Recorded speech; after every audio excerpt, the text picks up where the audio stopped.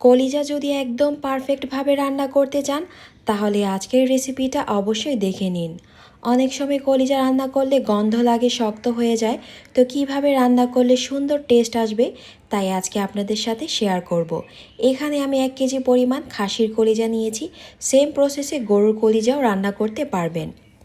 এখন কলিজাটাকে প্রসেসিং করব। তো ফুটন্ত গরম পানির মধ্যে আমি দিয়ে দিচ্ছি 1/2 চা চামচ করে লবণ আর হলুদের গুঁড়া।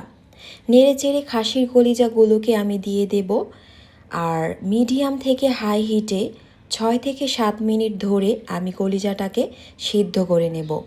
বেশি সিদ্ধ করা যাবে না, তাহলে কিন্তু কলিজাটা শক্ত হয়ে যাবে। আস্তে আস্তে দেখবেন কলিজা থেকে রক্ত আর ময়লাগুলো উপরে ভেসে এসেছে। এই ময়লাগুলো আমি উঠিয়ে নেব আর কলিজাগুলোকে নামিয়ে ঠান্ডা করে নেব। সাধারণত গরুর কলিজার উপরের আবরণটা একটু মোটা হয়, তাই সিদ্ধ করার পর খুব সহজেই ছাড়ানো যায়।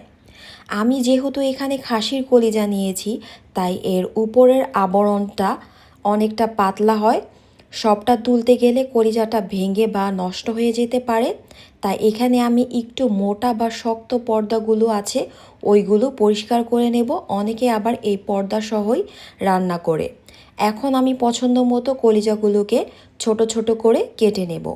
এখন চলে যাচ্ছি মূল রান্নায়। তো দিয়ে দিচ্ছি এখানে 1/2 কাপ পরিমাণ রান্নার রেগুলার তেল। কলিজা রান্নায় তেলের পরিমাণটা একটু বেশিই দিতে হয়। এখন দিয়ে দিচ্ছি আস্ত কিছু গরম মশলা, 4টি করে লং এলাচ, ছোট সাইজের 3টি স্টিক দারুচিনি, স্টার মশলা 4 ভাগের 1 ভাগ, 2টি তেজপাতা মাঝখান দিয়ে ছিঁড়ে দিচ্ছি, 10 থেকে 15টি গোটা কালো গোলমরিচ হালকা ভেজে নিয়ে দিয়ে দিচ্ছি 1.5 কাপ পরিমাণ পেঁয়াজ কুচি। কলিজা রান্নায় পেঁয়াজের পরিমাণটা একটু বেশি দিলে ভালো লাগে। পেঁয়াজটা বাদামি কালার হয়ে আসলে এখানে আমি দিয়ে দেব 2 টেবিল চামচের মতো আদা রসুনের পেস্ট। কাঁচা গন্ধটা চলে যাওয়ার আগ পর্যন্ত একটু ভেজে নেব। আরও দিয়ে দিচ্ছি 1.5 চা চামচের মতো গুঁড়া মরিচ, 1 চা চামচ হলুদের গুঁড়া, 1.5 চা চামচ ধনিয়ার গুঁড়া, 1 চা চামচ জিরার গুঁড়া, 1/2 চা চামচ গরম মশলার গুঁড়া, পরিমাণ মতো লবণ দিয়ে আমি মশলাগুলোকে 1 থেকে 2 মিনিট ভেজে নেব। 1/2 কাপের মতো পানি দিয়ে মিডিয়াম থেকে লো হিটে আমি মশলাটাকে খুব ভালো করে কষিয়ে নেব। মশলাটা যত ভালো করে কষাবেন টেস্টটা তত ভালো আসবে। তেলটা যখন উপরে ভেসে আসবে এই পর্যায়ে আমি দিয়ে দেব সিদ্ধ করে রাখা কলিজাটা।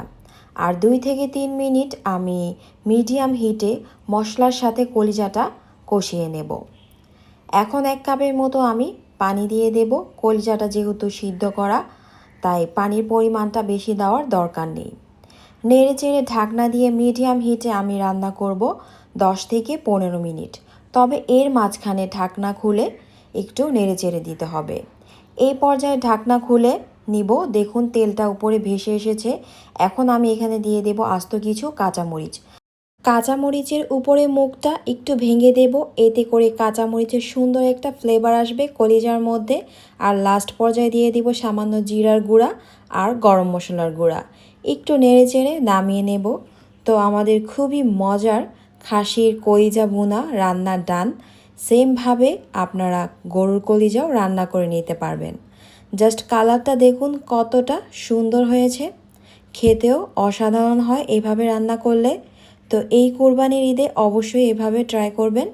আশা করি সবার ভালো লাগবে। ধন্যবাদ।